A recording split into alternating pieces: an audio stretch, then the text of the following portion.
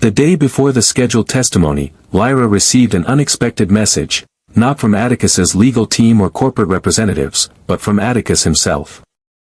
A handwritten note delivered by courier to her workshop. Lyra. Tomorrow will be difficult for both of us. Whatever emerges in the courtroom, please know that I never intended to diminish your contributions or their value. The programs you developed remain the Foundation's most successful initiatives. I understand now, too late perhaps, that acknowledgement matters more than compensation. That partnership requires transparency rather than management. That some things cannot be optimized through strategy or resources. Regardless of tomorrow's outcome, I am grateful for the perspective you brought to my life, however briefly. Atticus, the note, more personal and reflective than any communication they had shared since their separation, suggested a level of self-awareness Atticus had not previously demonstrated. Yet it arrived on the eve of compelled testimony rather than during the 3 years when voluntary acknowledgement had been possible, its timing revealing the persistent pattern of responding to external pressure rather than internal recognition. Lyra placed the note in the drawer where she kept meaningful correspondence, neither dismissing its sentiment nor allowing it to alter her approach to the coming testimony. The time for private reconciliation had passed. Whatever truth needed to emerge would now do so in the public forum of a courtroom, where the woman in a simple dress and the man with the $5 million watch would face each other across an unbridgeable divide of their own creation. The morning of the scheduled testimony dawned clear and bright, the kind of perfect spring day that seemed incongruous with the tension building around the federal courthouse. Media representatives gathered early, setting up cameras and microphones to capture arrivals and statements. Business analysts prepared to live tweet developments that might affect Vale Enterprises' stock price. Curious onlookers formed a small crowd, drawn by the human drama of the billionaire and his former partner facing each other in public after years of silence. Inside the courthouse, final preparations unfolded with practiced efficiency. Attorneys reviewed documents and talking points. Court officers arranged seating and security. Judge Harmon reviewed relevant precedents and evidentiary rulings, preparing to maintain appropriate focus on the professional rather than personal aspects of the testimony. At precisely 8:45 a.m., 15 minutes before the scheduled start of proceedings, Atticus Vale arrived at the courthouse. His entrance followed the carefully choreographed approach he used for all public appearances. A black luxury sedan pulling directly into the secure underground garage, a team of attorneys and assistants surrounding him as he moved through private corridors to the courtroom, his expression composed and confident despite the unusual circumstances. He wore what media would later describe as power armor. An immaculately tailored suit in subtle charcoal, a tie in the precise shade of blue that his image consultants had determined projected both authority and trustworthiness, and of course, the $5 million Vacheron Constantine watch that had become his signature accessory and public symbol of success. At 9:05 a.m., 5 minutes after proceedings were scheduled to begin, Lyra Jameson arrived at the courthouse. Unlike Atticus, she approached on foot, walking calmly through the main entrance past gathered media and onlookers. She carried a simple portfolio containing her documentation and notes, her expression neither anxious nor confrontational, but composed with the quiet dignity that had characterized her approach throughout the legal process. She wore what would become the visual counterpoint to Atticus's strategic presentation. A simple dress in soft earth tones, modestly cut and gently ironed, chosen not for impression or impact but for authentic representation of who she was. No designer label, no statement jewelry, just the silver guitar pick pendant that connected her to her father's memory and her own musical foundations. As she entered the courtroom where Atticus was already seated at the defense table surrounded by his legal team, their eyes met briefly across the room. For a moment, the carefully constructed personas both had prepared for this public confrontation faltered slightly, a flicker of recognition passing between two people who had once shared profound intimacy now meeting as adversaries in a legal proceeding neither had initially sought.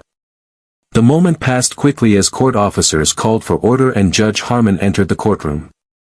The formal proceedings began with preliminary statements establishing the scope of testimony. focused on Lyra's professional contributions to the Vale Foundation and how they had been represented to donors, partners, and the public. The court reminds all parties that this testimony relates specifically to professional work and its attribution, Judge Harmon stated firmly. While context regarding the working relationship is relevant, purely personal matters beyond their professional impact are outside our scope today. This boundary, attempting to separate professional contributions from personal relationship, reflected the same compartmentalization that had characterized Atticus's approach throughout their time together. The artificial distinction between work and relationship, between professional value and personal recognition, had been at the heart of their fundamental disconnect. Lyra was called to testify first. As she took the stand and was sworn in, the contrast between her composed authenticity and the strategic legal environment surrounding her became even more apparent. She answered questions directly and thoughtfully, neither embellishing her contributions nor minimizing their significance. Ms. Jameson, could you describe your role in developing the Creative Wellness Initiative for the Vale Foundation? Asked the lead plaintiff's attorney. I designed the program framework integrating arts education with wellness practices, Lyra explained. This included curriculum development, teaching methodology, community engagement approaches, and evaluation metrics. The initiative combined my background in music with my experience in mindfulness and sensory integration through my candlemaking practice. And how was your contribution to this program represented publicly by the foundation? The program was presented as part of Mr. Vale's vision for innovative philanthropy, Lyra replied without evident resentment. Press releases and donor materials described it as his initiative, implemented by foundation staff. My name appeared only in a general acknowledgement of contributing partners without specific attribution for program design or methodology. Throughout her testimony, Lyra maintained this factual, measured approach. Acknowledging her significant contributions without claiming exclusive credit, describing the lack of formal recognition without characterizing it as deliberate exploitation. Her demeanor remained calm and dignified even when questions touched on potentially sensitive aspects of their working relationship. Were you compensated for your work on these programs? The attorney asked. No, Lyra replied simply. At the time, I was in a personal relationship with Mr. Vale and offered my professional expertise as a contribution to causes I believed in. There was no formal consulting agreement or compensation structure. And did you understand at the time that your work would be presented as Mr. Vale's initiative rather than your own development? Here Lyra paused briefly, considering her response carefully. I understood that the foundation operated under his name and leadership. I did not specifically agree to have my contributions unattributed, but neither did I explicitly request formal credit. My focus was on creating effective programs rather than receiving recognition. This balanced perspective, neither claiming victimhood nor absolving Atticus of responsibility, reflected Lyra's consistent approach to their relationship and its aftermath.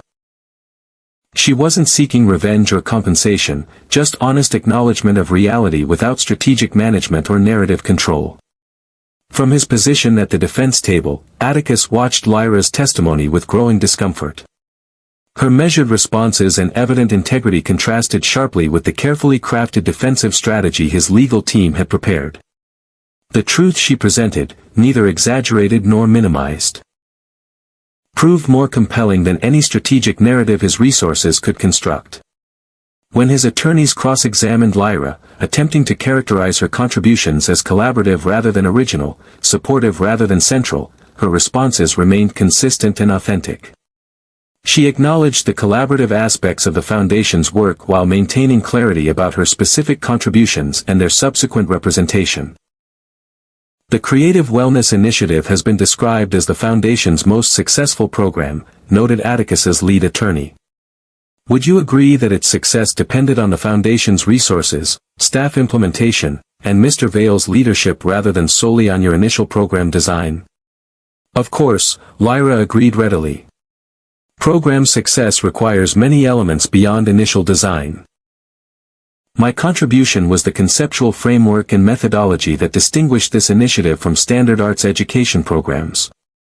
The Foundation's resources and Mr. Vale's support were essential to its implementation and reach. This balanced perspective, acknowledging the collaborative nature of success while maintaining clarity about her specific contributions, further undermined attempts to minimize her role or characterize her testimony as self-serving or exaggerated. As Lyra's testimony concluded and she stepped down from the witness stand, the courtroom atmosphere had shifted subtly but significantly. Her authentic presence and measured responses had created a standard of integrity against which Atticus's subsequent testimony would inevitably be measured, a comparison his strategic preparation had not fully anticipated.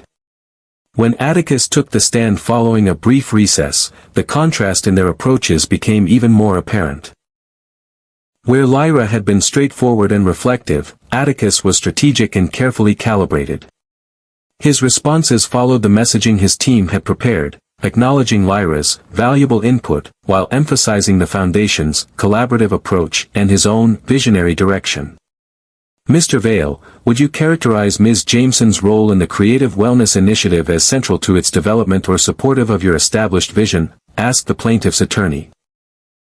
Lyra provided valuable insights that helped shape the initiative, Atticus replied, using her first name to suggest personal respect while carefully avoiding direct acknowledgement of her primary role.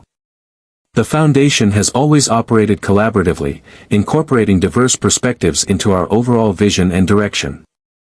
This strategic framing, technically accurate but fundamentally misleading, reflected the approach that had defined his success but ultimately undermined his relationship with Lyra.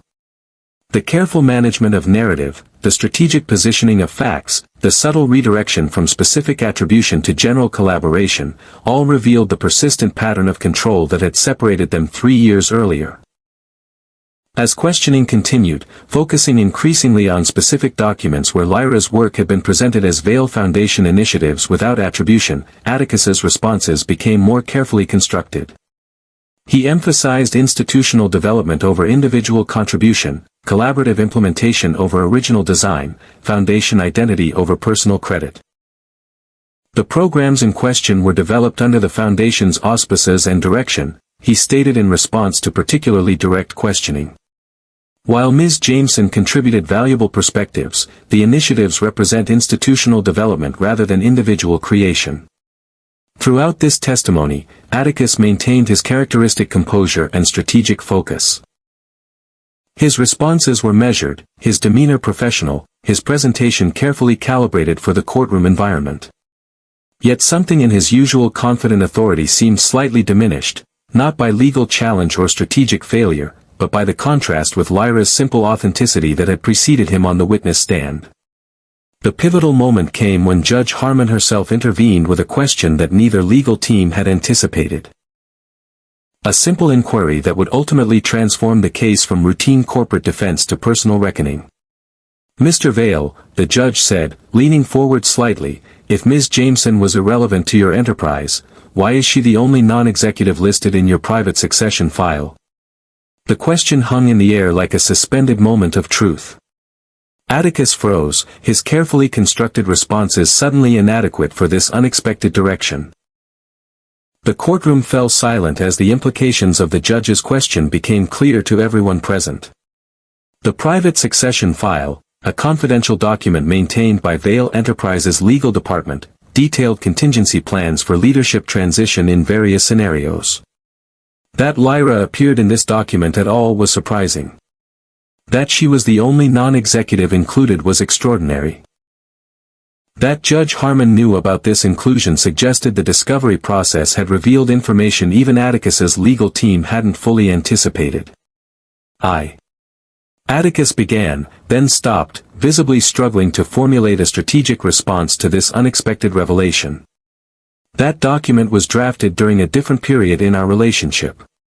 A document you never amended after your separation, Judge Harmon noted. A document that remains legally binding today.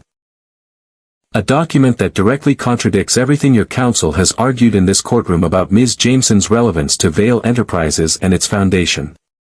In that moment, the carefully constructed narrative of Atticus Vale, billionaire, visionary, man who controlled every variable, crumbled beneath the weight of his own forgotten truth. The succession file revealed what his strategic testimony had attempted to obscure.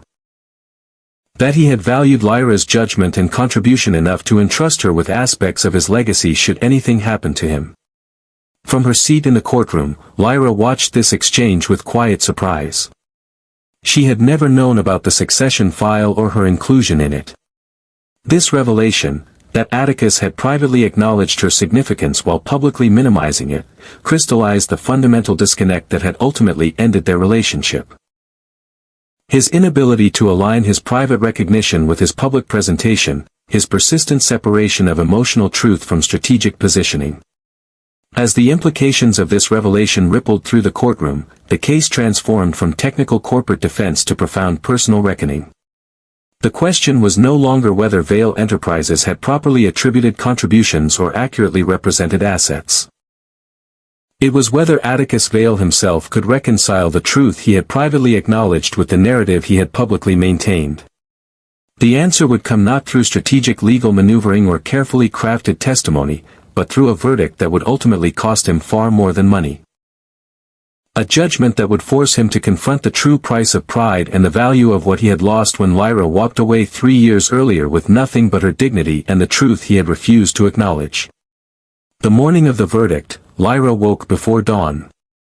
She moved through her apartment with quiet purpose, brewing tea, practicing brief meditation, selecting her clothing with thoughtful intention. The routine wasn't driven by anxiety about the court's decision, but by her characteristic commitment to being fully present for significant moments rather than merely enduring them. The dress she chose held no strategic significance, it wasn't selected to create a particular impression or convey a calculated message.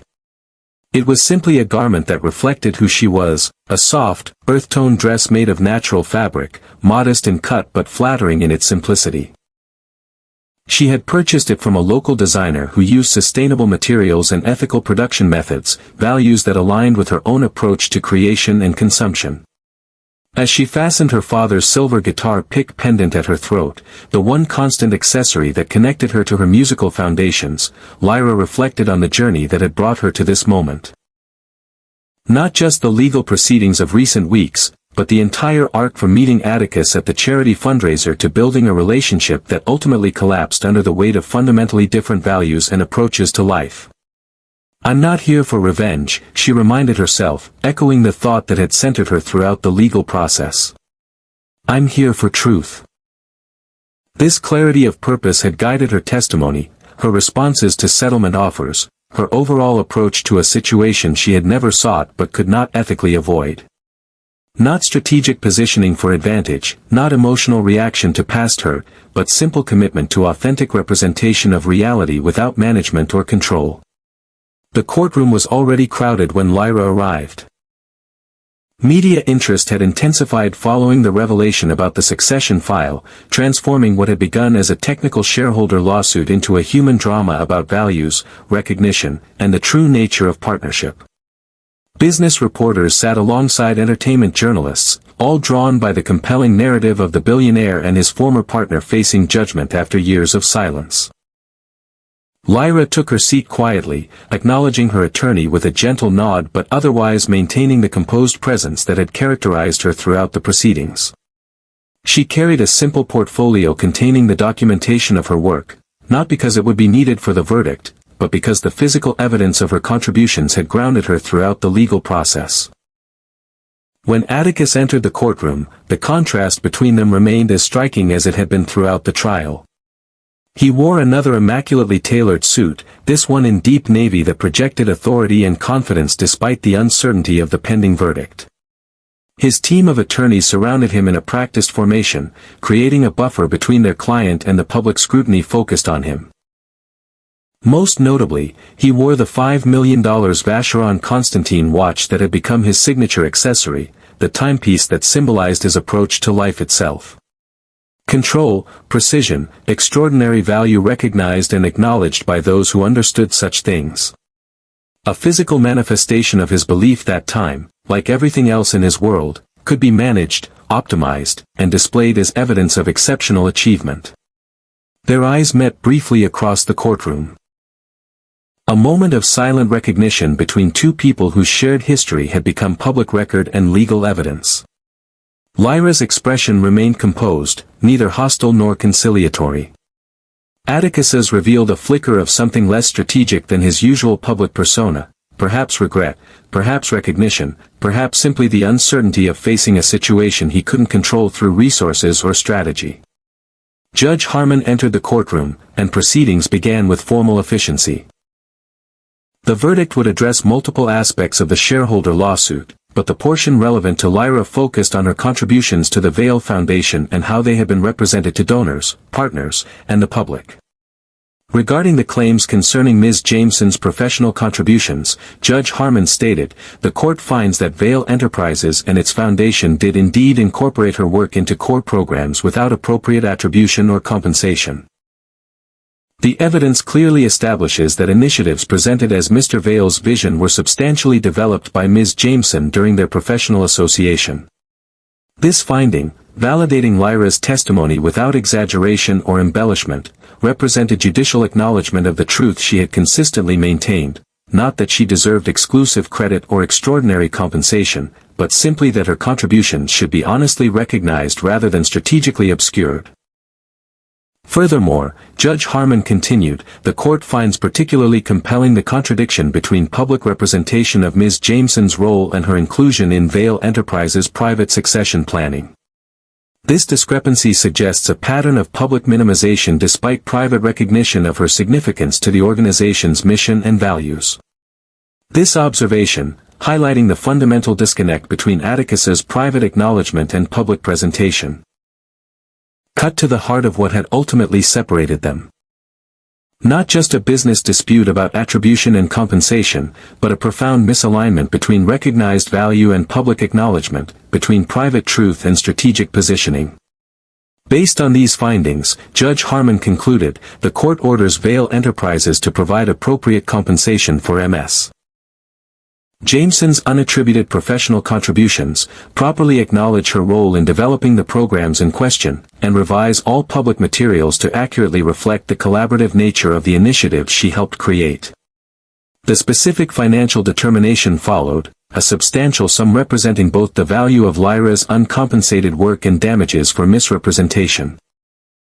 The total amount, while significant in absolute terms, represented a relatively small percentage of Vale Enterprises' resources.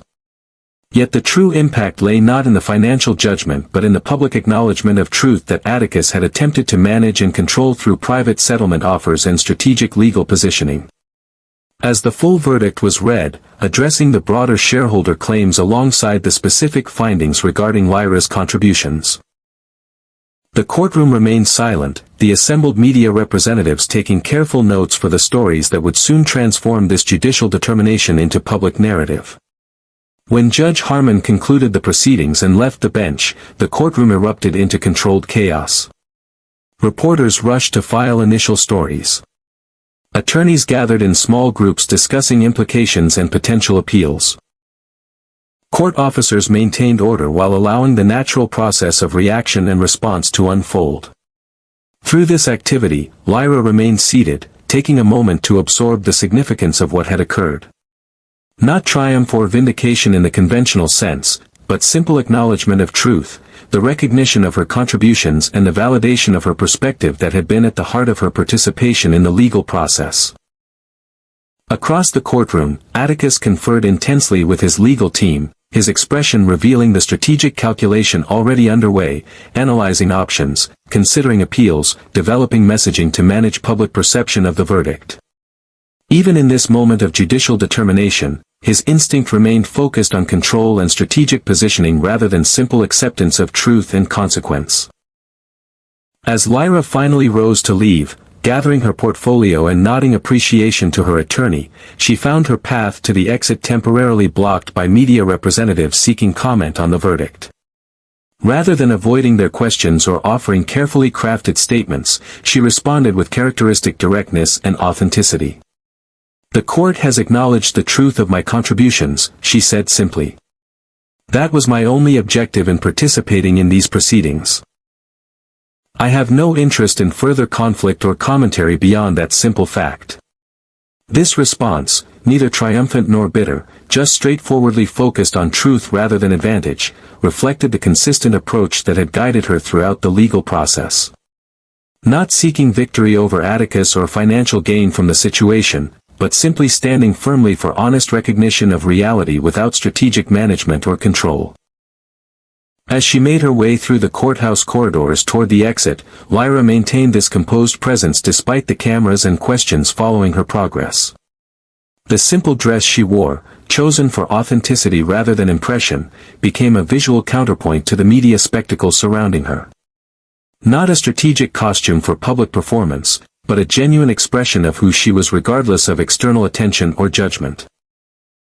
Outside the courthouse, spring sunshine illuminated the scene as reporters positioned themselves for live updates and curious onlookers gathered to witness the aftermath of the high-profile verdict. Lyra paused briefly on the steps, taking a moment to center herself before navigating through the assembled crowd toward the quiet life she had built away from public scrutiny and legal conflict. In that moment of pause, standing in her simple dress amid the chaos of media attention and public curiosity, Lyra embodied the values that had guided her throughout her relationship with Atticus and its aftermath. Not strategic positioning for advantage, not emotional reaction to hurt or loss, but quiet commitment to authenticity regardless of consequence or audience. The woman in the simple dress had faced the man with the $5 million watch across a courtroom and emerged with something more valuable than financial judgment or public vindication, the integrity of having stood firmly for truth without surrendering to bitterness or strategic manipulation. The dignity of having maintained her authentic self even when drawn into a world of calculated positioning and narrative control. As Lyra descended the courthouse steps, preparing to return to the life she had thoughtfully constructed away from wealth and power, she had no way of knowing that Atticus was watching her departure from a private room inside the building. No way of knowing that the sight of her moving calmly through chaos in that simple dress was forcing him to confront truths about value and worth that his strategic thinking had never fully acknowledged. No way of knowing that their final conversation, yet to occur as she made her way through the crowd, would ultimately reveal more about what had been lost between them than any legal proceeding or financial judgment could possibly capture. While Lyra prepared for the verdict with quiet reflection and centered presence, Atticus approached the day as he did every significant challenge, with strategic planning and resource deployment. His morning began at 4:30 a.m. with a carefully optimized routine designed to maximize physical and cognitive performance. Precisely timed exercise, a nutritionally balanced meal prepared by his personal chef, and a briefing session with his legal and public relations teams. The suit he selected was not merely expensive but strategically chosen, a deep navy custom creation from his preferred tailor, designed to project authority and confidence regardless of the verdict. His team had researched the psychological impact of various colors and styles in courtroom settings, optimizing every detail from the subtle pattern of his tie to the precise fold of his pocket square.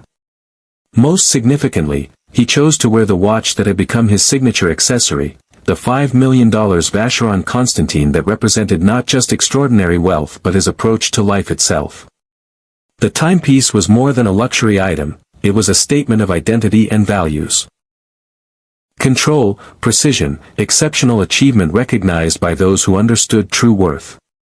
A physical manifestation of his belief that even time could be mastered through sufficient resources and strategic thinking. As his personal barber completed a precise trim and his valet made final adjustments to his appearance, Atticus reviewed potential verdict scenarios with his chief counsel. They had developed response strategies for various outcomes. From complete vindication, unlikely given Judge Harmon's questions during testimony, to significant financial penalties and required attribution of Lyra's contributions. The financial judgment is manageable regardless of amount, his counsel assured him. Our primary concern is messaging around attribution requirements and their potential impact on foundation governance and public perception. This focus, on managing narrative rather than acknowledging truth, reflected the approach that had defined Atticus's success but ultimately undermined his relationship with Lyra. Even facing judicial determination, his instinct remained fixed on strategic positioning rather than authentic response to reality. Yet beneath this characteristic strategic preparation, Atticus experienced something less familiar, genuine uncertainty. Not primarily about financial consequences or corporate governance implications, but about facing Lyra again after her testimony had revealed truths he had attempted to manage away through private settlement offers and legal maneuvering. This uncertainty manifested in a moment of uncharacteristic reflection as he stood before the mirror, adjusting the $5 million watch on his wrist. For a brief instant, he saw himself not as the strategic business titan preparing for another challenge to overcome, but as a man whose need for control had cost him the one relationship where he had been valued for himself rather than his achievements or resources. The moment passed quickly, subsumed by the practiced efficiency of his preparation routine. By the time his security team escorted him to the waiting car, Atticus had fully reassumed the composed, strategic persona that had built his empire and defined his public identity. Whatever private doubts or reflections had briefly emerged remained carefully contained, separated from the performance of confidence and control required by the day's proceedings. The journey to the courthouse followed established protocols for high-profile appearances. The black luxury sedan with privacy glass, the carefully timed arrival to minimize media exposure while maintaining appropriate professional appearance, the security team creating a buffer between their principal and public scrutiny. Inside the private entrance reserved for attorneys and court officials, Atticus met briefly with his legal team for final preparation. They reviewed key messaging points, confirmed contingency plans for various verdict scenarios, and established the choreography of their courtroom presence, who would sit where, who would handle which aspects of response, how they would manage the transition from verdict to public statement.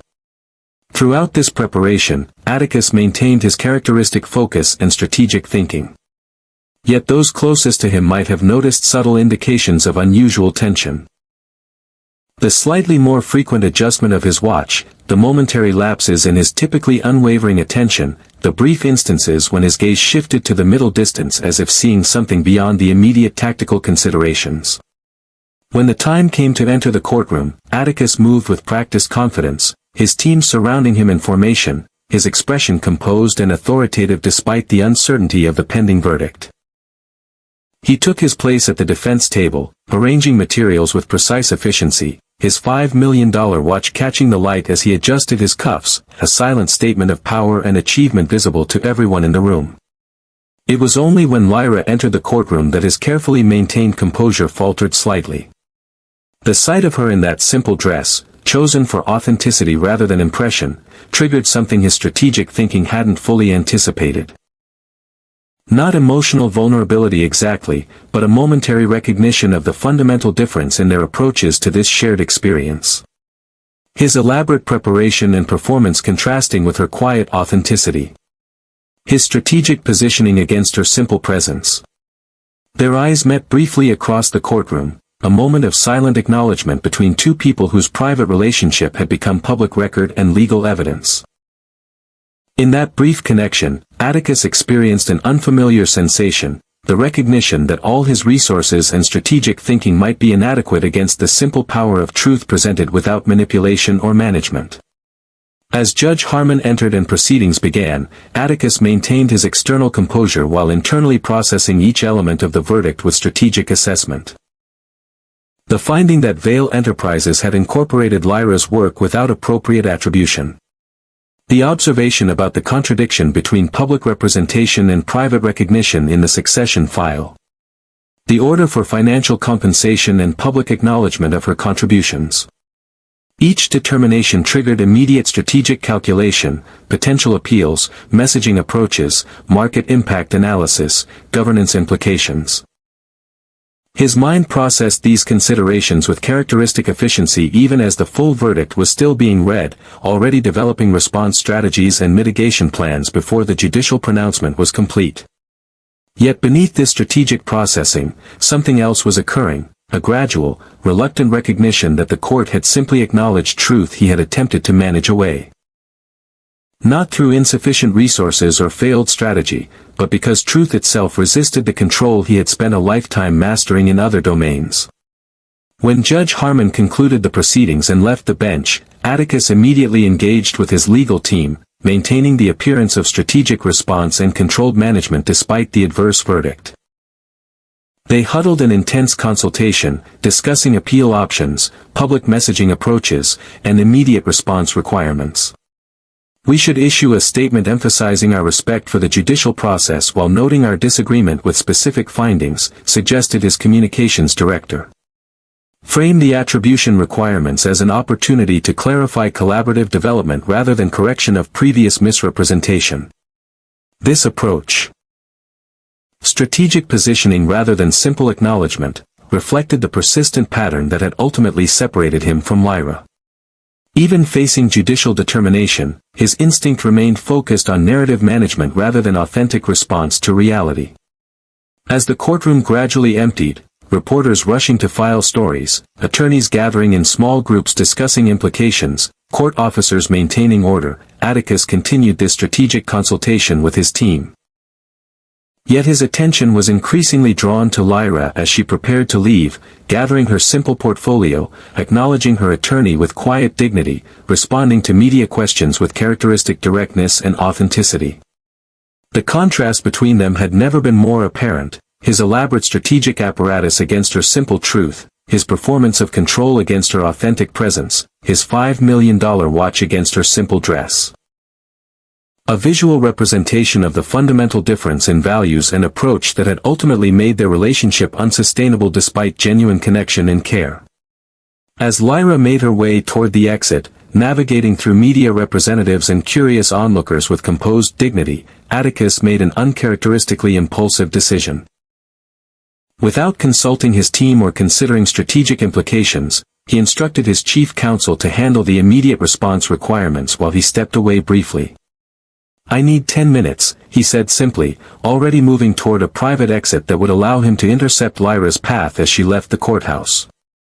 This departure from established protocol, from the carefully choreographed response his team had prepared, reflected something his strategic thinking had been increasingly unable to suppress: the recognition that some truths couldn't be managed through resources or positioning, some values couldn't be quantified through conventional metrics of success and achievement. As he moved through private corridors toward an exit that would place him near the courthouse steps, Atticus became acutely conscious of the $5 million watch on his wrist. The timepiece that had symbolized his mastery of time itself now marking moments he couldn't control through strategy or resources. Moments that would ultimately reveal whether the man who had built an empire through calculation and control could recognize value that couldn't be measured in balance sheets or strategic advantage.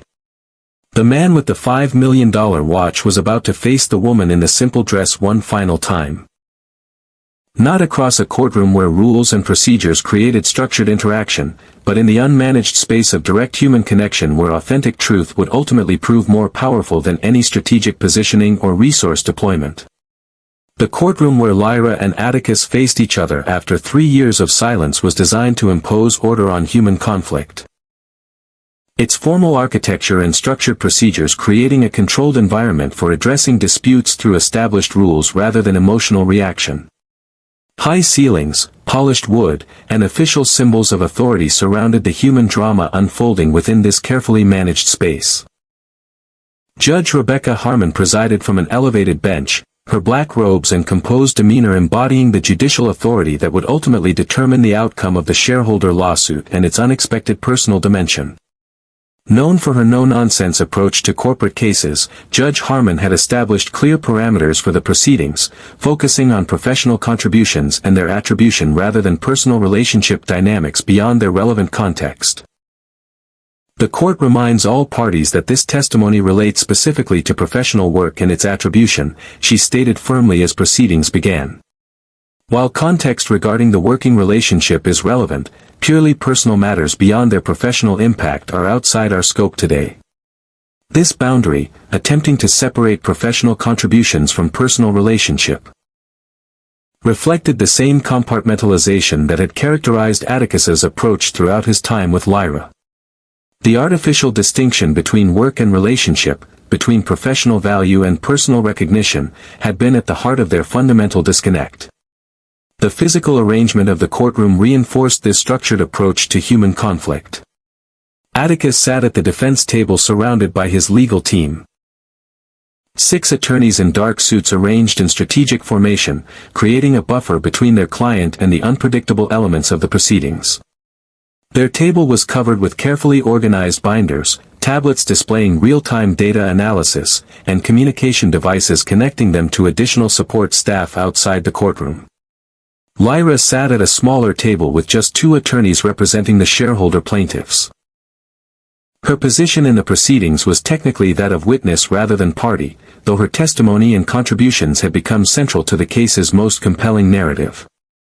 Her simple portfolio containing documentation of her work rested on the table beside her, physical evidence of contributions that had been incorporated without attribution into Vale Foundation programs. Between these positions sat the jury.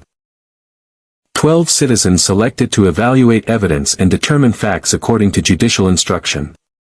Their expressions revealed the growing impact of testimony and evidence as proceedings unfolded, initial neutrality gradually shifting toward engaged attention and occasional surprise as revelations emerged about Lyra's unattributed contributions and their subsequent representation.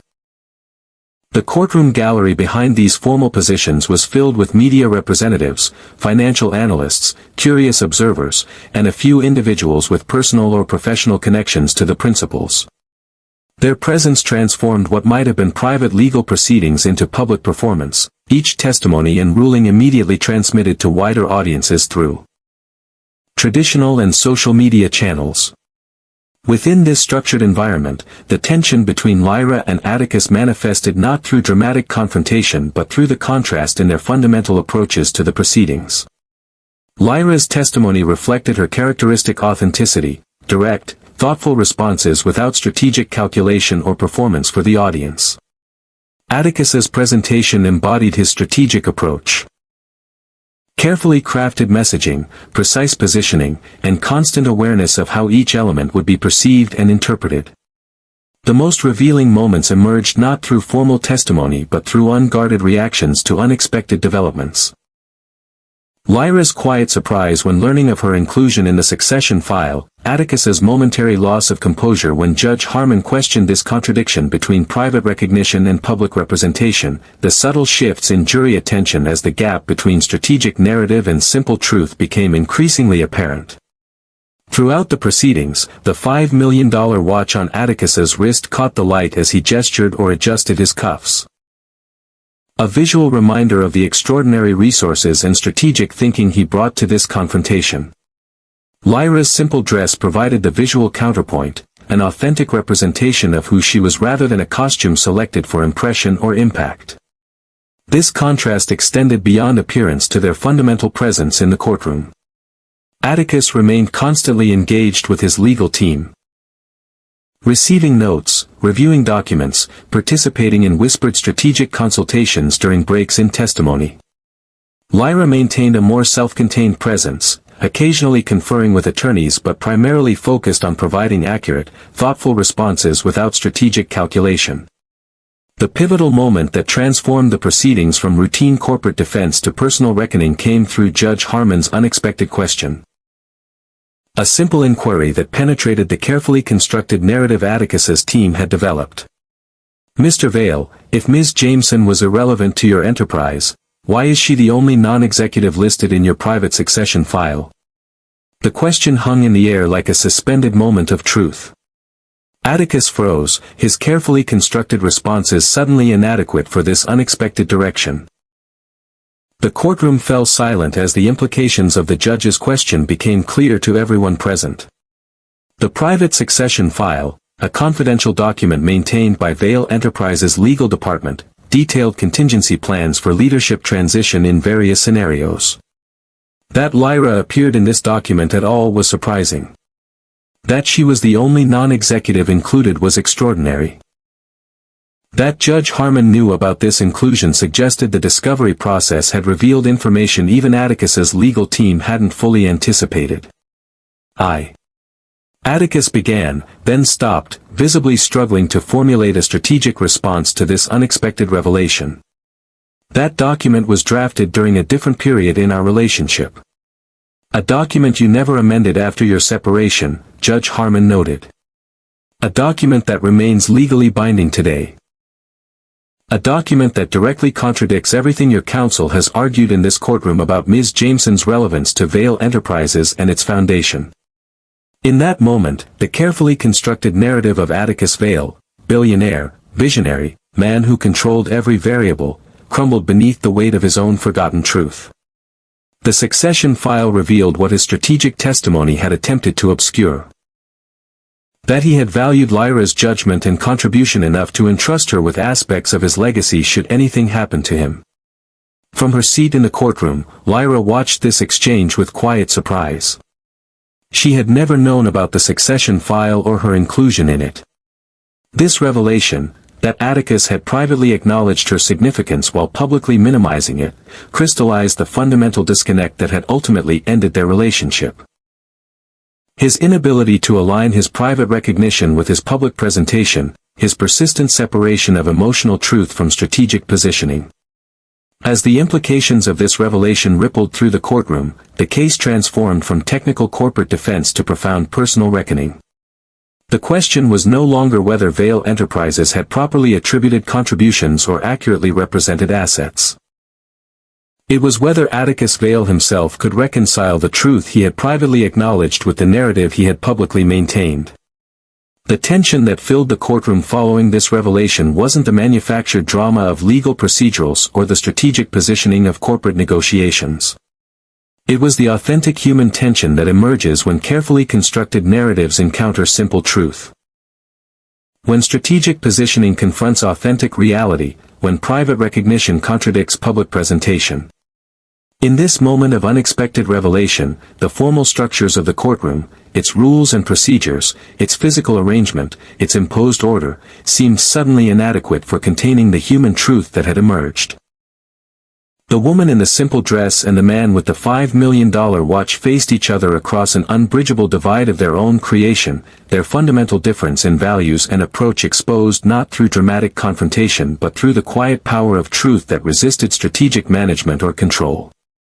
The verdict that would eventually emerge from these proceedings would address financial compensation and required attribution, the formal remedies available through legal process. But the true judgment had already occurred in that moment of revelation, when Judge Harmon's unexpected question forced Atticus to confront the contradiction between what he had privately valued and what he had publicly acknowledged. A contradiction that had ultimately cost him far more than money or legal judgment, the loss of the one relationship where he had been valued for himself rather than his achievements or resources. A loss that no strategic response or resource deployment could adequately address or remedy. Mr. Vale, if Ms. Jameson was irrelevant to your enterprise, why is she the only non-executive listed in your private succession file? Judge Rebecca Harmon's question cut through the carefully constructed legal narratives like a blade through silk. The courtroom fell silent as the implications became clear to everyone present. This wasn't merely a technical inquiry about corporate governance or document classification. It was a fundamental challenge to the entire strategic framework Atticus and his legal team had constructed throughout the proceedings. The private succession file in question wasn't a standard corporate document available to shareholders or even most executives.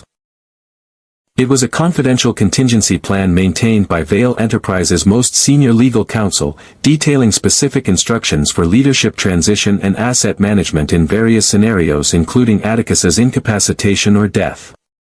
That Lyra appeared in this document at all was remarkable. That she was the only non-executive included was extraordinary. That she was specifically designated to oversee the Vale Foundation's programs and ethical direction. The very initiative she had helped develop without formal attribution, revealed a truth Atticus had attempted to manage away through strategic legal positioning and settlement offers. The moment of silence following Judge Harmon's question stretched as Atticus visibly struggled to formulate a response. His legal team exchanged alarmed glances, clearly unprepared for this line of inquiry. The $5 million watch on his wrist caught the light as he shifted uncomfortably. The timepiece that symbolized his mastery of time suddenly marking seconds he couldn't control through strategy or resources. Atticus began, then stopped, his characteristic confidence momentarily abandoned. That document was drafted during a different period in our relationship. The hesitation was telling, a rare break in the composed, strategic persona he had maintained throughout the proceedings. Not just uncertainty about legal strategy, but a momentary recognition that the truth Judge Harmon had uncovered couldn't be managed through careful messaging or strategic positioning. "A document you never amended after your separation," Judge Harmon noted, her tone measured but pointed. "A document that remains legally binding today. A document that directly contradicts everything your counsel has argued in this courtroom about Ms. Jameson's relevance to Vale Enterprises and its foundation." This observation, highlighting the contradiction between private recognition and public representation, cut to the heart of what had ultimately separated Atticus and Lyra. Not just a business dispute about attribution and compensation, but a profound misalignment between acknowledged value and public presentation, between private truth and strategic positioning. From her seat in the courtroom, Lyra watched this exchange with quiet surprise. She had never known about the succession file or her inclusion in it.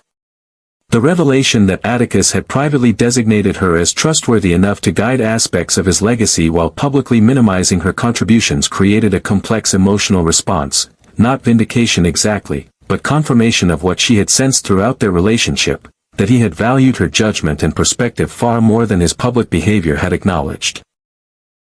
"Your Honor," Atticus responded, attempting to regain his strategic footing, "succession planning involves numerous considerations beyond current operational roles. Ms. Jameson's inclusion reflected specific knowledge of certain foundation initiatives rather than broader organizational significance. This careful framing, technically accurate but fundamentally misleading, reflected the approach that had defined his success but ultimately undermined his relationship with Lyra. The strategic positioning of facts, the subtle redirection from specific acknowledgement to general context, the management of narrative rather than simple acceptance of truth. Judge Harmon was not persuaded. "Mr. Vale, the document specifically states that Ms. Jameson uniquely understands the ethical foundation and authentic purpose of your philanthropic initiatives. It grants her authority to maintain the integrity of these programs according to their original vision and values. These are not technical designations but expressions of profound trust and recognition." The precision of this quotation, revealing that Judge Harmon had not merely been informed about the document but had reviewed it personally, further undermined Atticus's attempt at strategic repositioning. The specific language highlighted exactly what his testimony had attempted to minimize: Lyra's central role in developing the values and approaches that define the Foundation's most successful programs. Furthermore, Judge Harmon continued, "The succession file includes a personal note indicating that Ms. Jameson was the only person who fully understands what these initiatives were meant to accomplish beyond financial metrics and public recognition. Would you care to explain how this private acknowledgement aligns with your public representation of her contributions as merely supportive or collaborative?"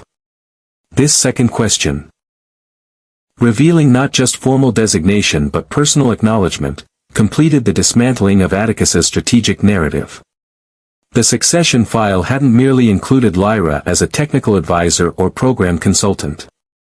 It had recognized her as essential to maintaining the authentic purpose and values of initiatives he publicly presented as his own vision and direction. The courtroom remained silent as the full implications of this revelation became clear to everyone present. The shareholders' attorneys exchanged glances of surprised satisfaction. This unexpected evidence strengthened their claims about Vale Enterprises' pattern of misrepresentation far more effectively than their planned questioning. Atticus's legal team frantically scribbled notes, attempting to develop response strategies for a situation their extensive preparation hadn't anticipated. Most significantly, the jury's attention had shifted noticeably. From the technical details of corporate governance and attribution to the human story suddenly revealed through Judge Harmon's unexpected question.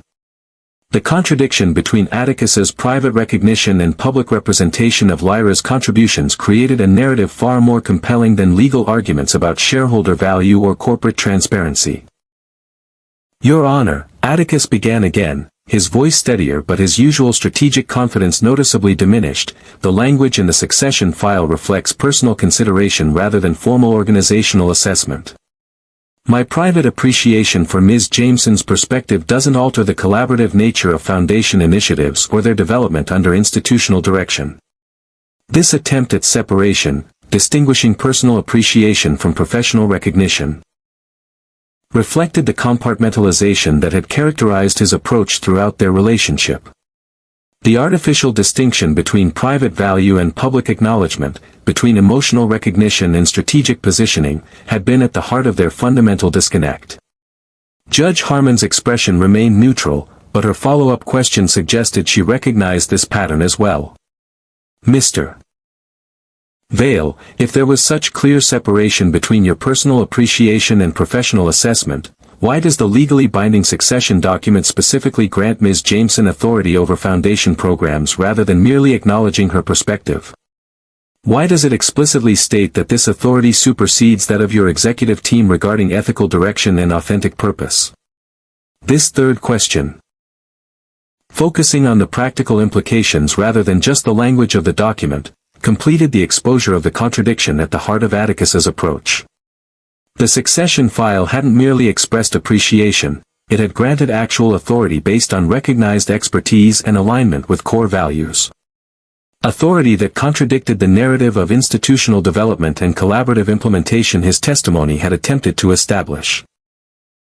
From her position at the plaintiff's table, Lyra maintained her characteristic composure despite the unexpected revelations about her significance in Atticus's private planning. Her expression revealed neither triumph nor resentment, just thoughtful attention to truths being uncovered through judicial inquiry rather than personal confrontation. Atticus glanced briefly in her direction, a rare break in his strategic focus during formal proceedings. Something in her quiet presence amid these revelations seemed to affect him more deeply than the legal implications or potential financial consequences. The contrast between her authentic composure and his increasingly strained strategic positioning highlighted the fundamental difference in their approaches to truth and value. The succession provisions were designed to ensure continuity of certain initiatives in extreme circumstances, Atticus replied, his tone more measured than his previous responses. They reflect contingency planning rather than operational assessment or attribution of development. This distinction, between contingency planning and operational assessment, represented his final attempt at strategic repositioning. A technical framing that acknowledged the document's existence and authority while maintaining separation from the central questions of attribution and recognition that had become the focus of proceedings. Judge Harmon allowed a moment of silence before her final question on this topic, a simple inquiry that would ultimately transform the case from routine corporate defense to profound personal reckoning. Mr. Vale, if Ms. Jameson's contributions were as limited as your testimony has suggested, why would you entrust her, and only her among non-executives, with maintaining the authentic purpose and ethical direction of your legacy in the event of your incapacity or death? The question hung in the air, impossible to deflect through strategic positioning or technical distinction.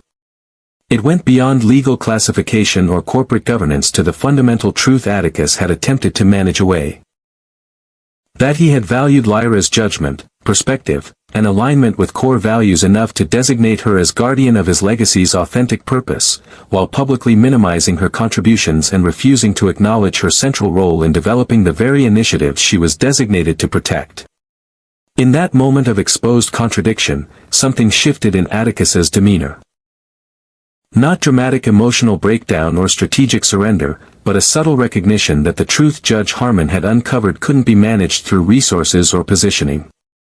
The carefully constructed narrative of Atticus Vale, billionaire, visionary, man who controlled every variable, had encountered a reality that resisted strategic management or control. The designation reflects my assessment of Ms. Jameson's understanding of certain foundational values, he acknowledged, his tone more direct than his previous carefully constructed responses.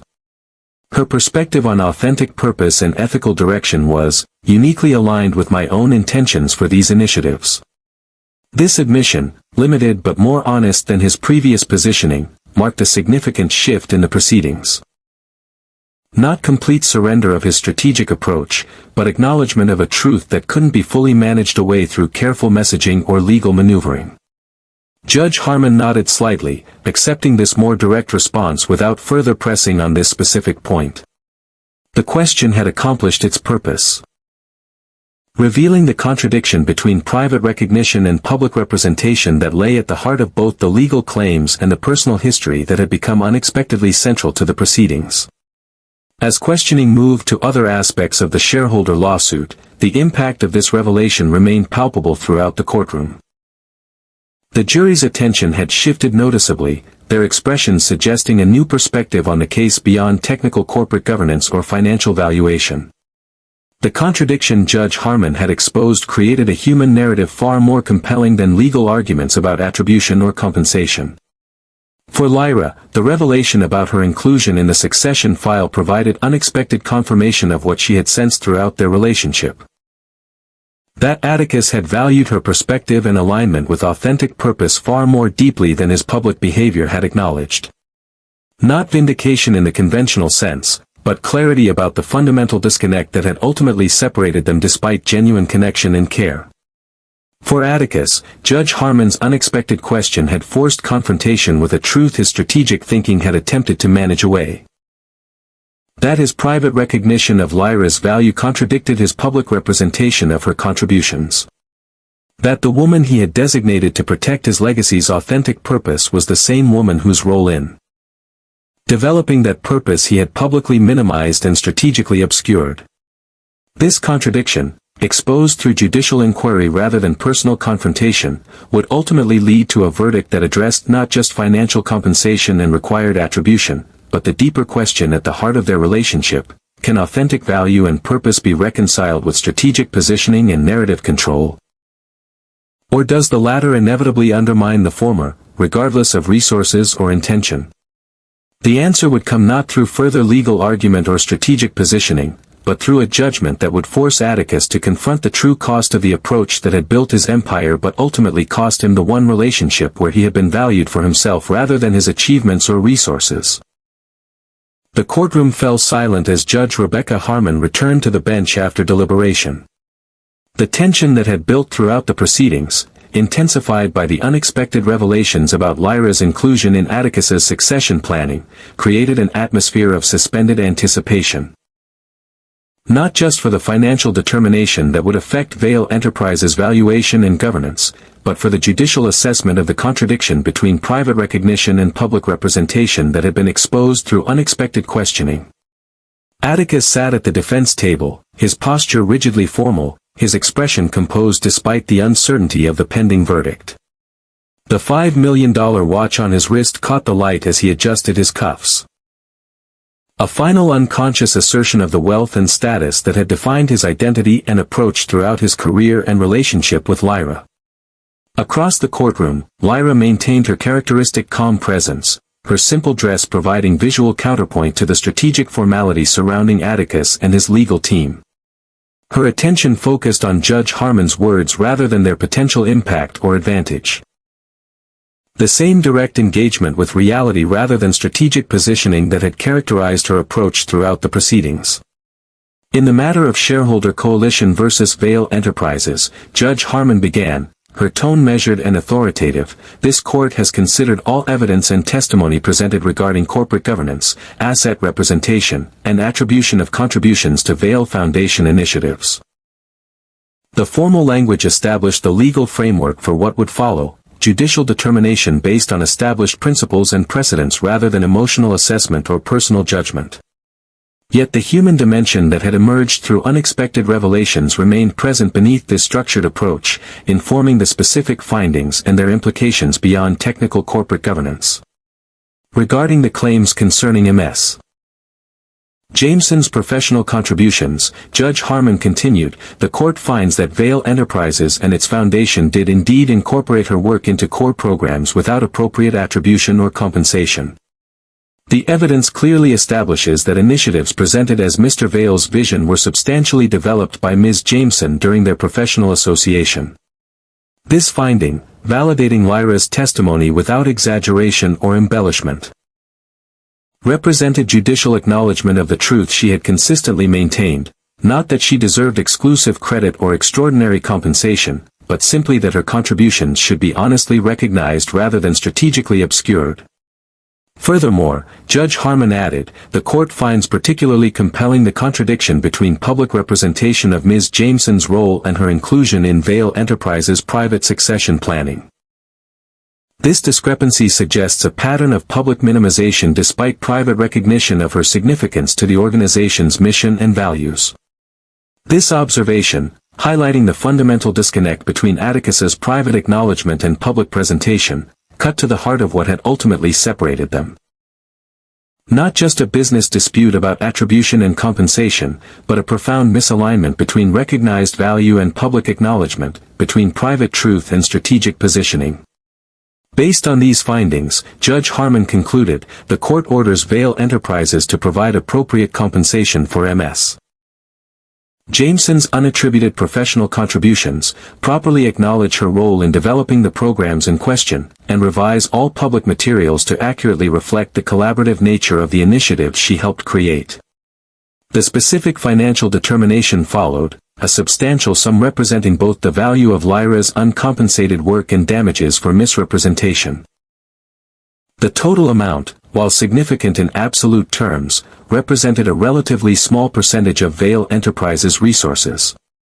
Yet the true impact lay not in the financial judgment but in the public acknowledgement of truth that Atticus had attempted to manage and control through private settlement offers and strategic legal positioning.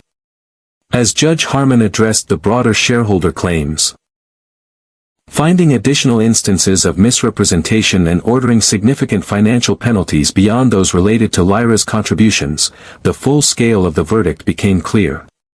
Vale Enterprises would be required to pay approximately $742 million in combined damages, compensation, and penalties, nearly half of Atticus's liquid assets, though a smaller percentage of his overall wealth including company valuation and long-term investments. This financial determination, while substantial enough to generate headlines and affect market valuation, represented only the tangible dimension of a judgment that cut far deeper than monetary assessment. The required public acknowledgement of Lyra's contributions, the mandated revision of foundation materials to accurately reflect collaborative development, the judicial recognition of the contradiction between private valuation and public representation, all struck at the heart of Atticus's approach to success and relationship. The man who had built an empire through strategic control and narrative management now faced a verdict that required public acknowledgement of truth he had attempted to manage away. The billionaire who measured value primarily through growth, reach, and recognized achievement now faced judicial determination based on authentic contribution and honest attribution regardless of strategic positioning. As Judge Harmon concluded the proceedings and left the bench, the courtroom erupted into controlled chaos. Reporters rushed to file initial stories. Attorneys gathered in small groups discussing implications and potential appeals. Court officers maintained order while allowing the natural process of reaction and response to unfold. Through this activity, Lyra remained seated, taking a moment to absorb the significance of what had occurred. Not triumph or vindication in the conventional sense, but simple acknowledgement of truth, the recognition of her contributions and the validation of her perspective that had been at the heart of her participation in the legal process. Across the courtroom, Atticus conferred intensely with his legal team, his expression revealing the strategic calculation already underway, analyzing options, considering appeals, developing messaging to manage public perception of the verdict. Even in this moment of judicial determination, his instinct remained focused on control and strategic positioning rather than simple acceptance of truth and consequence. Yet something had shifted beneath this characteristic response, a recognition, however reluctant, that the contradiction Judge Harmon had exposed couldn't be fully managed away through resources or strategy. The truth about his private valuation of Lyra's perspective and contribution had emerged despite his careful efforts to maintain strategic narrative and control. As the courtroom gradually emptied, reporters filing stories, attorneys gathering materials, court officers maintaining order, Atticus remained at the defense table, his legal team surrounding him in protective formation. His expression revealed little of his internal response to the verdict, his public persona maintaining composed authority despite the significant financial penalty and required public acknowledgement. Only the slightly more frequent adjustment of his watch, the $5 million timepiece that had symbolized his mastery of time and circumstance, suggested the impact of a judgment that couldn't be managed through strategic positioning or resource deployment. A verdict that had exposed the contradiction at the heart of his approach to value and relationship, his private recognition of authentic worth versus his public presentation of strategic narrative. As Lyra finally rose to leave, gathering her portfolio and acknowledging her attorney with quiet dignity, she moved toward the exit with the same composed presence that had characterized her throughout the proceedings. Not triumphant or vindictive, just authentically herself. The woman in the simple dress who had stood firmly for truth without surrendering to bitterness or strategic manipulation. The verdict that had cost Atticus Vale half his liquid fortune wasn't primarily significant for its financial impact, substantial though that was in absolute terms. Its true significance lay in forcing public acknowledgement of a truth his strategic thinking had attempted to manage away. That the woman he had privately valued enough to entrust with his legacy's authentic purpose was the same woman whose contributions he had publicly minimized and strategically obscured. This contradiction, exposed through judicial process rather than personal confrontation, revealed the true cost of an approach that measured worth primarily through control, growth, and strategic positioning. Not just financial penalty or public acknowledgement, but the loss of authentic connection with someone who had valued him for himself rather than his achievements or resources. As Lyra made her way through the courthouse corridors toward the exit, navigating through media representatives and curious onlookers with composed dignity, she had no way of knowing that Atticus was watching her departure from a private room inside the building. No way of knowing that the sight of her moving calmly through chaos in that simple dress was forcing him to confront truths about value and worth that his strategic thinking had never fully acknowledged. No way of knowing that their final conversation, yet to occur as she descended the courthouse steps toward the life she had thoughtfully constructed away from wealth and power, would ultimately reveal more about what had been lost between them than any legal proceeding or financial judgment could possibly capture. The verdict that broke an empire wasn't measured in the $742 million financial determination that would dominate headlines and financial analysis. It was measured in the recognition, however reluctant, that some truths resist strategic management and control regardless of resources or positioning. That authentic value sometimes requires vulnerability rather than protection, transparency rather than strategic narrative. A recognition that came too late to preserve what had been lost 3 years earlier when Lyra walked away from Atticus's penthouse with nothing but her dignity and the truth he had refused to acknowledge. The courthouse steps bustled with activity as reporters positioned themselves for live updates and curious onlookers gathered to witness the aftermath of the high-profile verdict. Lyra paused briefly at the top of the steps, taking a moment to center herself before navigating through the assembled crowd toward the quiet life she had built away from public scrutiny and legal conflict. In that moment of pause, standing in her simple dress amid the chaos of media attention and public curiosity, she embodied the values that had guided her throughout her relationship with Atticus and its aftermath. Not strategic positioning for advantage, not emotional reaction to hurt or loss, but quiet commitment to authenticity regardless of consequence or audience. As she began descending the steps, a familiar voice spoke from behind her. "Lyra."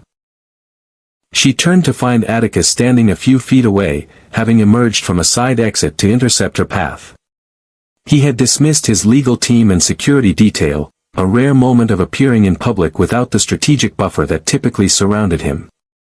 The $5 million watch still gleamed on his wrist, but something in his posture had shifted, the composed authority that defined his public persona slightly altered by the verdict that had exposed truth he had attempted to manage away. "Atticus," she acknowledged, neither welcoming nor dismissive. Simply present in the reality of this unexpected encounter. Media representatives immediately noticed their proximity, cameras turning to capture this unscheduled interaction between the principals in a case that had just concluded with such significant financial and governance implications.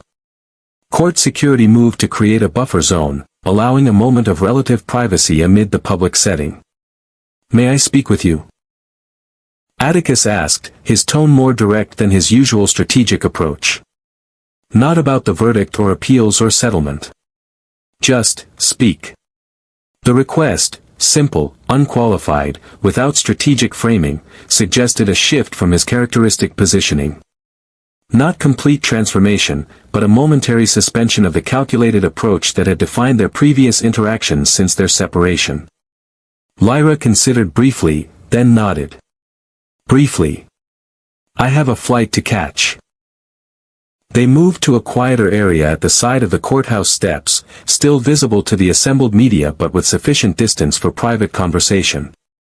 The contrast between them remained visually striking, his tailored suit and $5 million watch against her simple dress and silver pendant, his strategic presence against her authentic composure.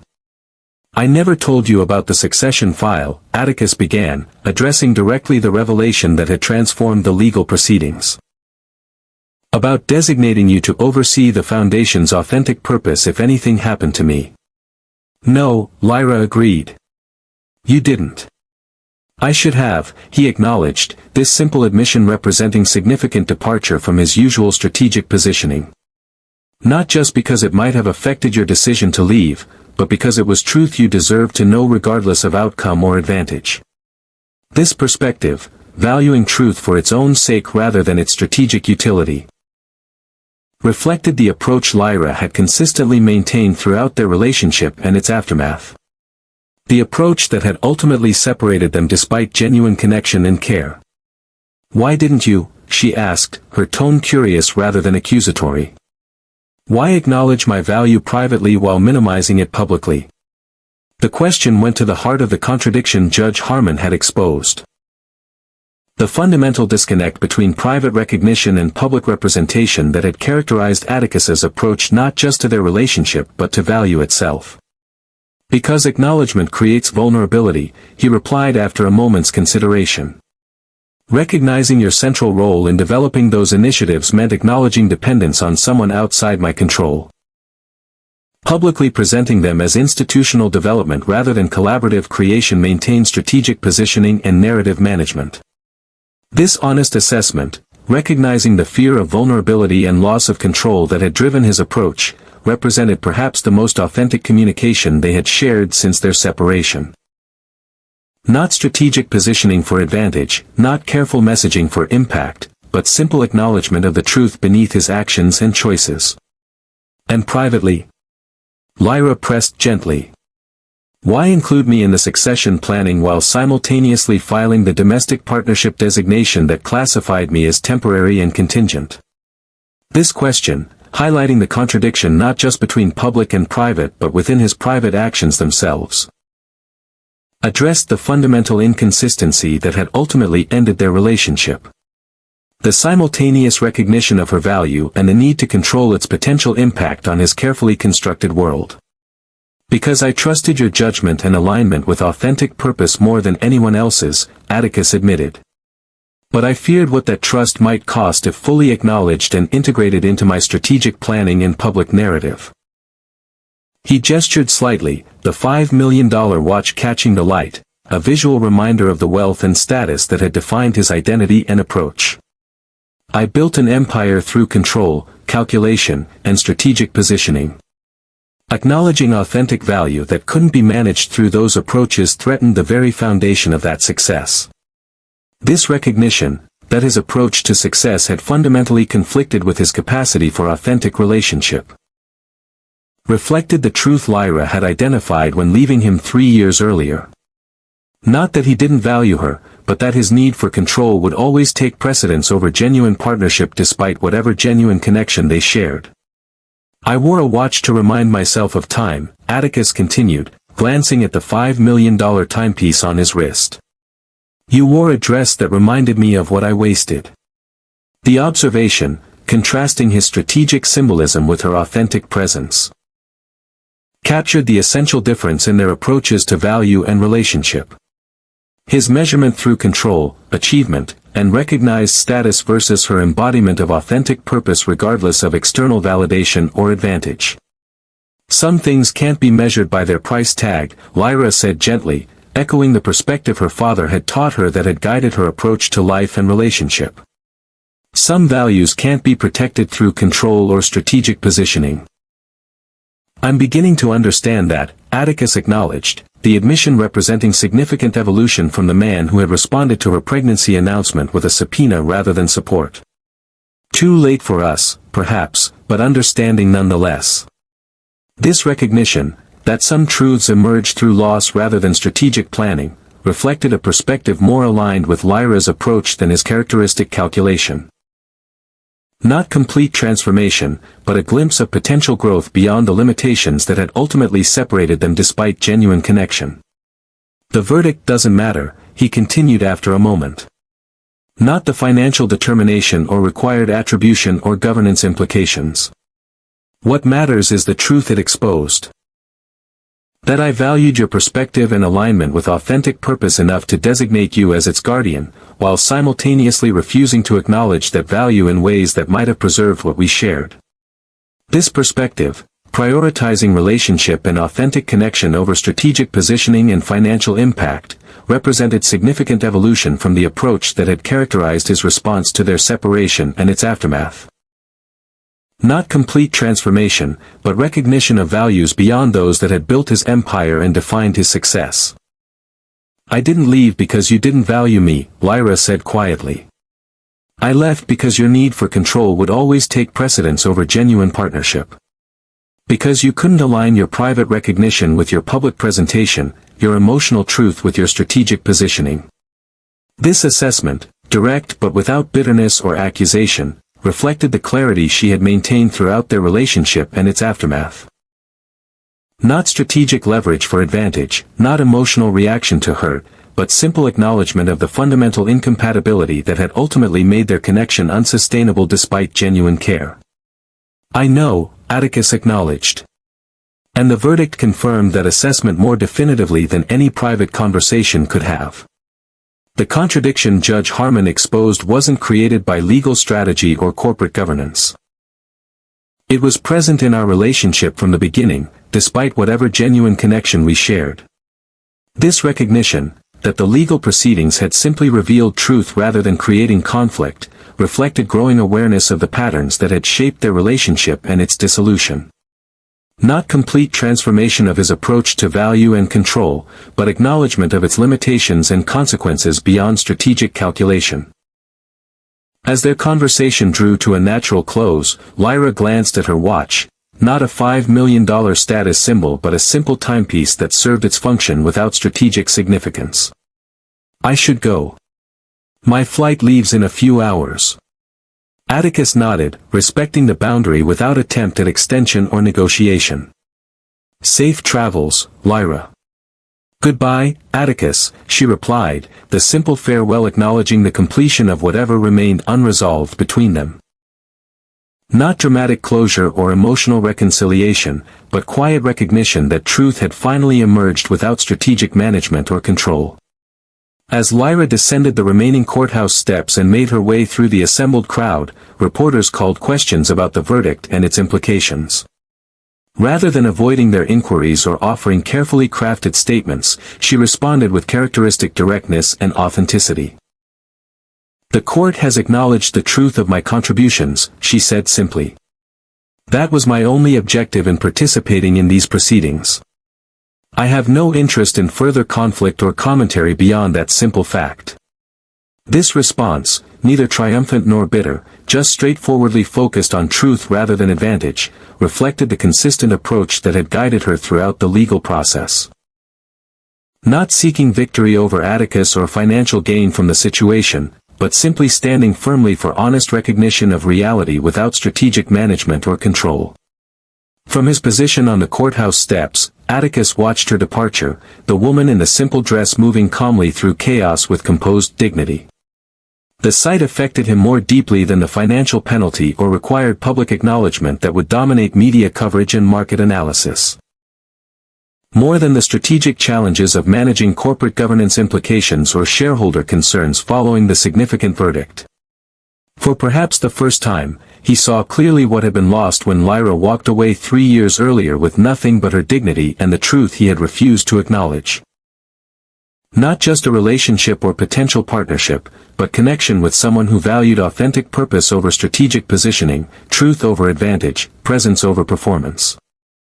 The verdict that had cost him half his liquid fortune ultimately revealed a more significant loss, one that couldn't be measured in balance sheets or market valuation, strategic positioning or resource deployment. The loss of authentic connection with someone who had valued him for himself rather than his achievements or resources. Who had seen the potential for integration between strategic success and authentic purpose that his approach to control and calculation had never fully realized. As Atticus turned to face the assembled media, preparing to manage public perception of the verdict through the strategic messaging his team had developed, the $5 million watch on his wrist felt suddenly heavy. The timepiece that had symbolized his mastery of time itself now marking the moment when strategic control had proven inadequate against the simple power of truth presented without manipulation or management. The man with the $5 million watch had faced the woman in the simple dress across a courtroom and discovered that some values resist strategic positioning regardless of resources or calculation.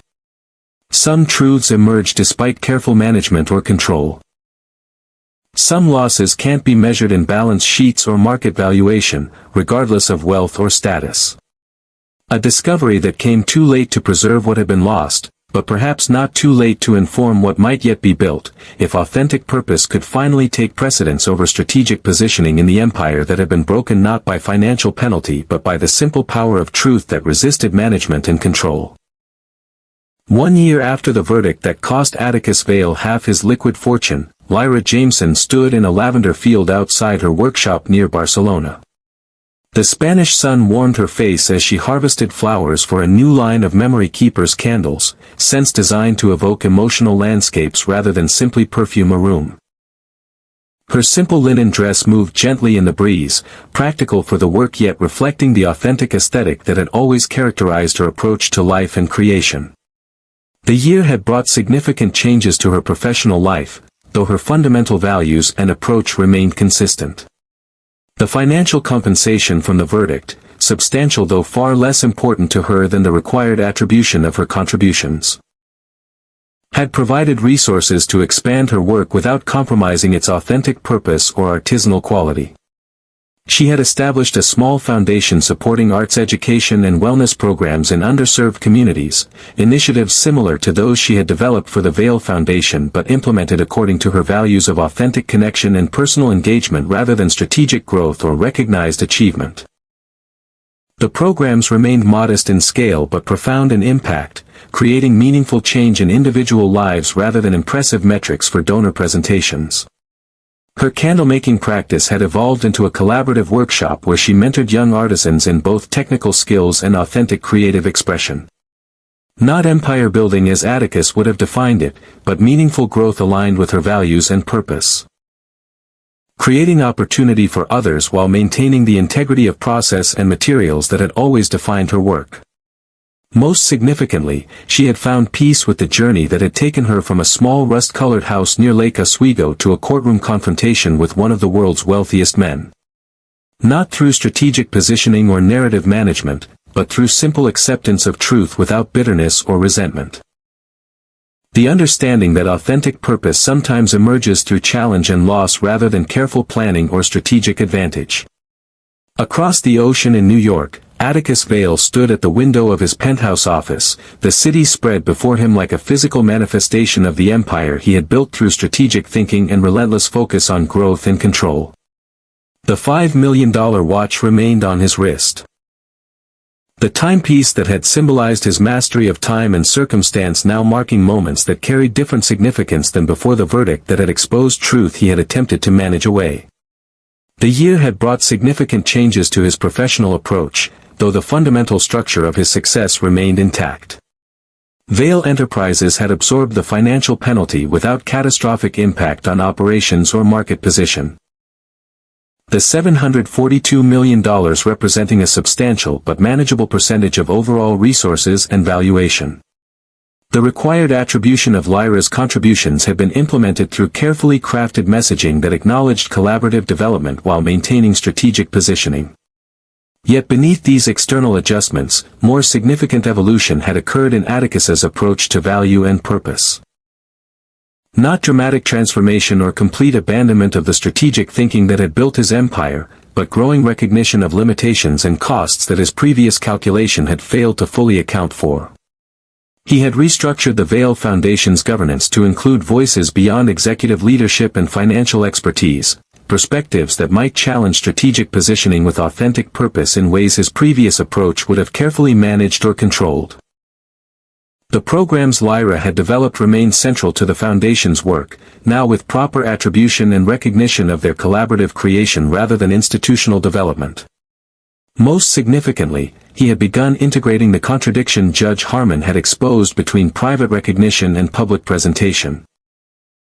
Acknowledging authentic value and purpose alongside strategic positioning and narrative management rather than compartmentalizing them in separate domains of his life and work. Not complete transformation of his approach to success and achievement, but evolution toward potential integration that his previous calculation had considered unnecessary or impractical. The verdict that had cost him half his liquid fortune had ultimately revealed values that couldn't be measured in balance sheets or market valuation, authentic purpose that resisted strategic management, truth that emerged despite careful positioning, connection that required vulnerability rather than control. A revelation that had come too late to preserve what had been lost when Lyra walked away 3 years earlier, but perhaps not too late to inform what might yet be built if authentic purpose could take its place alongside strategic positioning in the empire that had been broken not by financial penalty but by simple truth. As Lyra gathered lavender in the Spanish sunshine and Atticus surveyed the New York skyline from his penthouse office, neither was aware of the other's specific circumstances or evolution. Their paths had diverged permanently following their final conversation on the courthouse steps. Not through bitter conflict or strategic avoidance, but through simple recognition that their fundamental approaches to value and purpose remained sufficiently different that renewed connection would likely recreate the patterns that had ultimately separated them despite genuine care. Yet something connected them still across the ocean and the year that had passed since their courtroom confrontation. Not romantic attachment or practical association, but shared experience of truth that had emerged despite strategic management or control. The recognition, however differently integrated into their respective lives and work, that some values resist calculation regardless of resources or positioning. The woman in the simple dress had faced the man with the $5 million watch across a courtroom and emerged with something more valuable than financial judgment or public vindication. The integrity of having stood firmly for truth without surrendering to bitterness or strategic manipulation. The dignity of having maintained her authentic self even when drawn into a world of calculated positioning and narrative control. The man with the $5 million watch had faced the woman in the simple dress across a courtroom and discovered that some losses can't be measured in balance sheets or market valuation, some values resist strategic positioning regardless of resources or calculation. Some truths emerge despite careful management or control. Some time cannot be bought back, regardless of wealth or status. In the lavender field outside Barcelona and the penthouse office overlooking New York, two people who had once shared profound connection despite fundamental differences continued their separate journeys with the wisdom that sometimes emerges through loss rather than strategic planning or careful calculation. The understanding that pride, whether expressed through simple dignity or complex strategic positioning, ultimately reveals its true cost not in financial penalty or public judgment, but in the values and connections that remain when everything else falls away.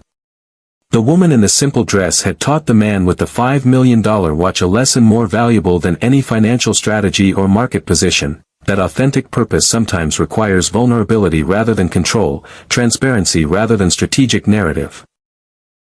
That some values can't be protected through calculation or positioning, regardless of resources or influence. The man with the $5 million watch had shown the woman in the simple dress the true strength of her convictions, not through agreement or validation, but through the contrast that forced her to stand firmly for her values when drawn into a world that measured worth primarily through growth, achievement, and recognized status. Neither would have chosen the path that brought them together, separated them, and ultimately placed them across from each other in a courtroom where truth emerged despite careful management or strategic positioning. Yet both had been transformed by the journey, not into versions of each other, but into more integrated expressions of their fundamental approaches to life and value. Lyra continued creating scents that evoked emotional landscapes rather than simply perfuming rooms, building programs that served authentic purpose rather than impressive metrics, living a life measured by presence and connection rather than growth and achievement. The financial compensation from the verdict had provided resources without changing her essential approach, expanding her capacity to create meaningful impact while maintaining the integrity of process and materials that had always defined her work. Atticus continued building and managing his empire through strategic thinking and calculated positioning, measuring success through growth and recognized achievement rather than presence or connection. Yet the verdict had introduced consideration of values his previous calculation had failed to fully account for. Authentic purpose alongside strategic positioning, transparency alongside narrative management, vulnerability alongside control. As the Spanish sun warmed the lavender Lyra gathered for her creations, and the New York skyline reflected the empire Atticus had built through strategic vision and relentless focus, both carried the understanding that had emerged through their courtroom confrontation. Not reconciliation or renewed connection, but recognition of truth that had ultimately proven more powerful than any strategic positioning or resource deployment. The simple dress and the $5 million watch remained potent symbols of their fundamental differences: authentic presence versus strategic positioning, inherent value versus recognized achievement, vulnerability versus control. Yet both now understood more deeply what these symbols represented. Not just personal preference or practical approach, but fundamental orientation toward what constitutes meaningful success and genuine worth. Pride is priceless, until it destroys everything you value. This truth had emerged for both Lyra and Atticus, though in characteristically different ways. For Lyra, pride had manifested as dignified commitment to authentic purpose regardless of external validation or strategic advantage. The strength to walk away from wealth and status rather than compromise core values of transparency and genuine partnership. For Atticus, pride had manifested as strategic positioning and narrative control regardless of emotional truth or authentic connection, the determination to maintain his carefully constructed world even at the cost of the relationship where he had been valued for himself rather than his achievements or resources. Both forms of pride had carried significant cost. The loss of connection that might have integrated authentic purpose with strategic vision, presence with achievement, vulnerability with strength. A loss measured not in the $742 million financial determination that had dominated headlines and market analysis, but in the potential partnership that had dissolved when fundamental differences in values and approach proved irreconcilable despite genuine care. Yet from this loss had emerged understanding that neither might have gained through continued compromise or strategic accommodation. For Lyra, confirmation that authentic purpose sometimes requires standing firmly for truth even when drawn into worlds that measure worth through different metrics. For Atticus, recognition that strategic positioning sometimes proves inadequate against values that resist management or control regardless of resources or calculation. As another year passed and their separate lives continued evolving according to their distinct approaches to value and purpose, the courtroom confrontation that had once dominated financial headlines and market analysis gradually faded from public attention. New corporate scandals emerged, new verdicts were rendered, new narratives captured media focus and audience engagement. Yet the essential truth that had emerged through their confrontation remained. Not in legal precedent or financial determination, but in the understanding that some values resist strategic positioning regardless of resources or calculation. Some truths emerge despite careful management or control. Some time cannot be bought back, regardless of wealth or status. The woman in the simple dress had faced the man with the $5 million watch across a courtroom and emerged with her authentic purpose intact despite being drawn into a world of strategic positioning and narrative management. The man with the $5 million watch had faced the woman in the simple dress across a courtroom and discovered limitations in his approach to value and control that no strategic thinking or resource deployment could fully overcome. Both continued their separate journeys carrying this understanding, not as reconciliation or renewed connection, but as wisdom that had emerged through loss rather than strategic planning or careful calculation. The recognition that pride, whether expressed through simple dignity or complex strategic positioning, ultimately reveals its true cost not in financial penalty or public judgment, but in the values and connections that remain when everything else falls away. In the lavender field outside Barcelona and the penthouse office overlooking New York, two people who had once shared profound connection despite fundamental differences continued creating according to their distinct visions of meaningful impact and genuine worth. Different paths, different metrics, different approaches to value and purpose, yet connected still by truth that had emerged between them despite every attempt at strategic management and control. Truth that would continue informing their separate journeys long after the verdict that broke an empire had faded from public memory and market analysis. Not through ongoing connection or renewed relationship, but through the understanding that sometimes our greatest lessons emerge not from strategic planning or careful calculation, but from the moments when our most fundamental values are tested against approaches that measure worth through entirely different metrics. The woman in the simple dress and the man with the $5 million watch had taught each other this lesson, not through intention or design, but through the authentic expression of their fundamental differences across a courtroom where truth ultimately proved more powerful than any strategic positioning or resource deployment. A lesson neither would forget, regardless of where their separate paths might lead in the years to come. If this story moved you, share it with someone who believes in second chances. That's how love multiplies. Subscribe to Mr. Ellington Love Lines for more stories that heal, inspire, and remind you.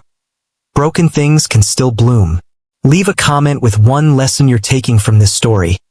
Your reflection might inspire our next episode.